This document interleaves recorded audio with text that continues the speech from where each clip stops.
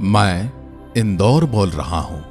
मैं इंदौर आपके अपने यहां टॉप 10 से लेकर सभी टूरिस्ट प्लेस पर इस वीडियो में घुमाऊंगा, अपनी मंडी में भी लेके चलूंगा। मैं आपको आज आदिकाल से मौजूद स्थिति के बारे में बताऊंगा, विद्यार्थियों के लिए परीक्षाओं में आने वाले सवालों के जवाब भी बताऊंगा।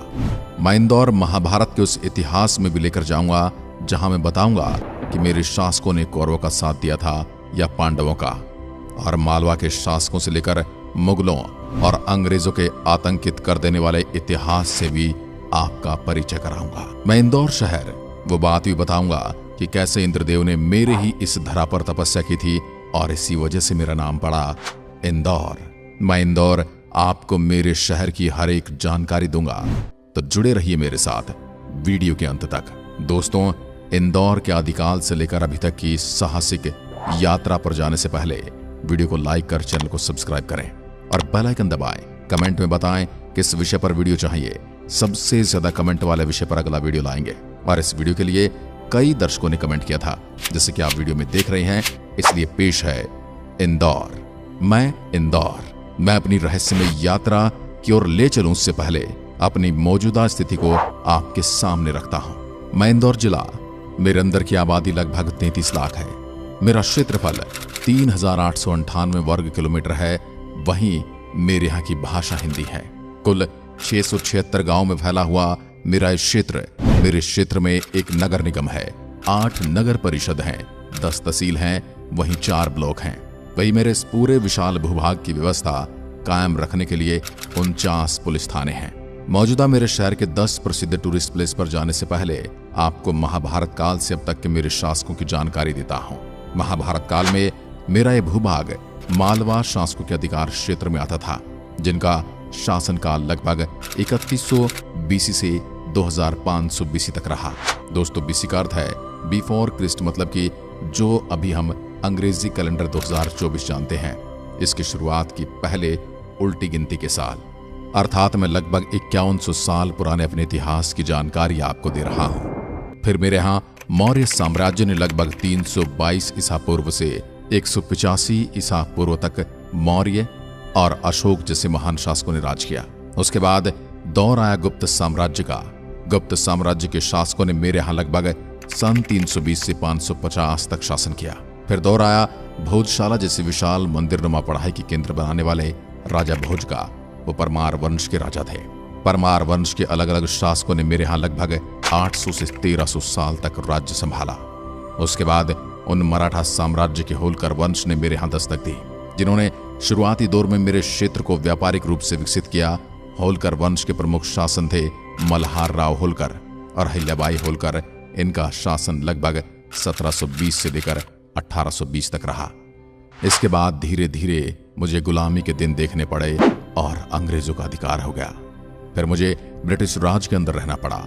सन 1858 से लेकर 1947 तक ब्रिटिश राज में मेरा यह क्षेत्र संयुक्त मध्य भारत एजेंसी का हिस्सा बना था, और इसी दौर में आधुनिकीकरण की दिशा में मैंने पहला कदम रखा। और फिर दौर आया मेरे स्वर्णिम इतिहास का, जब 1947 में बाबा साहब अंबेडकर द्वारा बनाए गए संविधान के अंदर मेरी यात्रा होते हुए मैं स्वतंत्र हो गया, और अब मेरे शासन करने की शक्ति मेरे नगरवासियों के हाथों में आ गई। अब मेरा शासक कौन होगा, मेरे यहाँ की जनता तय करती है। बाकी का इतिहास और इंद्रदेव और इंद्रेश्वर महादेव की वो कहानी जानने से पहले मैं आपको अपने अंदर के वो टॉप 10 टूरिस्ट प्लेस बताता हूं, जहां घूमकर आप इंदौर में घूमने का आनंद ले सकते हैं। तो आइए यात्रा को आगे बढ़ाते हैं। Number 10, Tincha falls. Tincha falls मेरी प्राकृतिक सुंदरता का एक सुंदर प्रमाण है। यहाँ के झरने से गिरता पानी अपने सौंदर्य को दर्शाता है, और यह जगह ट्रैकिंग और पिकनिक के लिए आदर्श है, खासकर मानसून के दौरान। Number 9, Choral dam.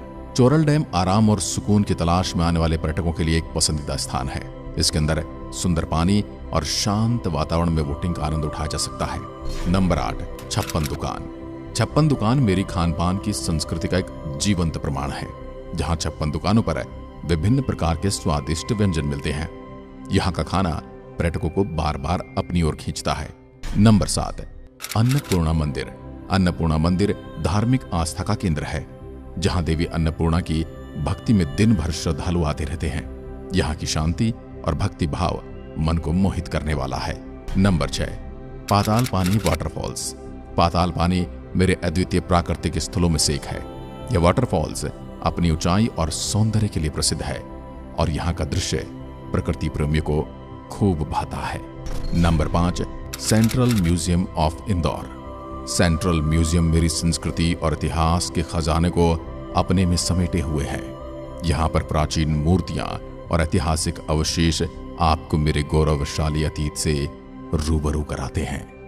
यहाँ की गैलरी में आपको अनेक कलाकृतियां देखने को मिलेंगी जो समय की गाथा सुनाती हैं। नंबर 4, सराफा मार्केट। सराफा मार्केट जो दिन में एक ज्वेलरी मार्केट के रूप में जाना जाता है, रात में खाने की एक विशाल गली में बदल जाता है। यहाँ के विविध व्यंजनों की रेंज जैसे कि गराड़ू, भुट्टे की कीस और इंदौरी पोहा बहुत ही स्वादिष्ट बनाए जाते हैं। नंबर 3, खजराना गणेश मंदिर। खजराना गणेश मंदिर मेरा धार्मिक प्रतीक है, जहां श्रद्धालुओं की गणेश भगवान से अटूट आस्था बंधी हुई है। मंदिर की आध्यात्मिक ऊर्जा और भक्तिमय वातावरण पर्यटकों को और स्थानीय लोगों को अपनी ओर आकर्षित करता है। यहाँ हर दिन हजारों भक्त अपनी मनोकामनाएं लेकर आते हैं और भगवान गणेश उनकी मनोकामनाएं पूर्ण करते हैं। नंबर 2, लाल बाग पैलेस। लाल बाग पैलेस जो मेरे राजसी इतिहास का गवाह है, अपनी भव्य वास्तुकला और सुंदर बगीचों के बीच पर्यटकों का स्वागत करता है। यह पैलेस होलकर राजवंश की शान और साहस की अद्भुत कहानियां सुनाता है। नंबर 1, राजवाड़ा। राजवाड़ा मेरा हृदय और आत्मा है, जो लगभग 200 साल पुराना है और मेरे इतिहास की प्रतिष्ठा को दर्शाता है। इसकी विशालता और वास्तुशिल्प गरिमा प्रत्येक पर्यटक को मोहित करती है। राजवाड़ा का ऐतिहासिक प्रांगण हर किसी को उस समय में ले जाता है जब होलकर शासकों का मेरे क्षेत्र पर राज था। इस प्राचीन महल की दीवारें और गलियारे उन कथाओं को संजोए हुए हैं जो इसकी शानदार अतीत की गाथा सुनाते हैं। बाकी के टूरिस्ट पैलेस पर मैं आपको इसी वीडियो में आगे लेकर चलूंगा। उसके पहले हम देवताओं के राजा इंद्रदेव की तपस्या और मेरे इंदौर शहर के आराध्य प्रभु इंद्रेश्वर महादेव को वो कहानी सुनाता हूं जिसका आप बेसब्री से इंतजार कर रहे हैं। उसके पहले मेरे इंदौर की एक विशेषता जान लेते हैं। मैं इंदौर बोल रहा हूं। गर्व से आपको बताता हूं कि मैंने भारत के सबसे स्वच्छ शहर का खिताब हासिल किया है। यह पुरस्कार मैंने नहीं बल्कि मेरे यहां रहने वाले हर एक प्रत्येक नागरिक ने जीता है, जिनकी सफाई के प्रति प्रेरणा ने मुझे एकदम साफ, स्वच्छ और सुंदर बनाए रखने में हमेशा योगदान दिया है। मेरे यहाँ हर साल विभिन्न प्रकार के त्योहारों और उत्सवों का आयोजन होता है, जिसमें रंग पंचमी, गणेश उत्सव और नवरात्रि शामिल है। ये उत्सव मेरी खुशियों और मेरी सुंदरता का प्रतीक है। यह क्रिकेट स्टेडियम जो कि महाराजा तुकोजीराव होलकर के नाम पर है, मेरे खेल प्रेमियों के लिए एक महत्वपूर्ण स्थल है। औद्योगिक क्षेत्र में मैं स्वयं को भारत के प्रमुख केंद्र में से एक मानता हूँ। मेरे यहाँ पाताल पानी, सांवेर और देवास जैसे औद्योगिक क्षेत्र हैं, जिससे विविध प्रकार के उद्योग फल फूल रहे हैं। मेरी उद्यमशीलता ने न केवल स्थानीय बल्कि अंतर्राष्ट्रीय पटल पर भी मेरा नाम रोशन किया है। शिक्षा के क्षेत्र में मेरी पहचान भी सबसे ऊपर है। मेरे यहाँ भारतीय प्रौद्योगिकी संस्थान IIT इंदौर और भारतीय प्रबंधन संस्थान IIM इंदौर जैसे प्रतिष्ठित संस्थान हैं, जो देशी और विदेशी छात्रों को शिक्षा देता आ रहा है। मेरी संस्कृति विविधतापूर्ण है। मेरे यहाँ हर धर्म और समुदाय के लोग साथ मिलकर रहते हैं। हर दिवाली, ईद, क्रिसमस और गुरु पर्व जैसे त्योहारों को बड़े ही उत्साह और आनंद के साथ मनाया जाता है। मेरी खाने की गलियां भारतीय खाने के स्वाद की विविधता को दर्शाती हैं। सराफा और छप्पन दुकान जैसे स्थल खाने के शौकीनों के लिए स्वर्ग समान है। यहाँ की पोहा जलेबी, खोपरा पार्टीज और भुट्टे की कीस, ये सभी मुझे राजधानी बनाते हैं। मैं हरियाली और पर्यावरण सुरक्षा को ध्यान में रखते हुए आगे बढ़ा। मेरे पार्क और उद्यान जैसे कि रानी बाग और मेघदूत उपवन शहरीकरण के बीच एक स्वच्छ और हरित स्थान प्रदान करते हैं। मेरे यहाँ कई कला और सांस्कृतिक केंद्र हैं, जैसे कि देवलाली लिकर कला विद्यालय, इंदौर संगीत महाविद्यालय, जहाँ संगीत, नृत्य और चित्रकला की शिक्षा दी जाती है।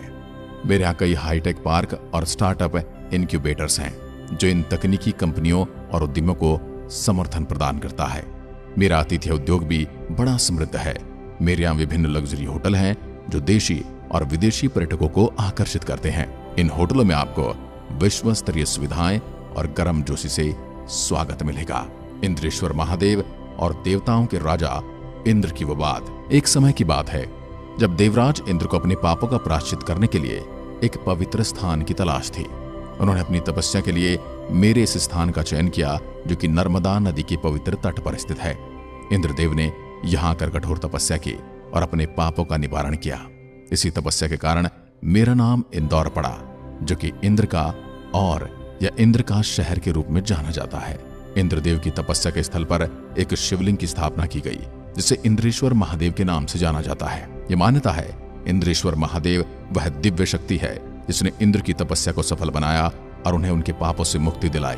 इंद्रेश्वर महादेव का मंदिर आज भी मेरे यहाँ विद्यमान है और यह स्थल श्रद्धालुओं के लिए एक पवित्र तीर्थ स्थल के रूप में पूजित है। तो आज भी मैं अपने अधिपति इंद्रेश्वर महादेव की कृपा से फल फूल रहा हूँ। तो इंद्रेश्वर महादेव की जय के साथ हम सब इस यात्रा को यहीं विराम देते हैं। आप भी बोलें हर हर महादेव। इसी के साथ आप किस विषय पर वीडियो देखना चाहते हैं वो भी कमेंट करके लिखिए। धन्यवाद। सदा खुश रहें, स्वस्थ रहें, मस्त रहें। जय हिंद, जय भारत।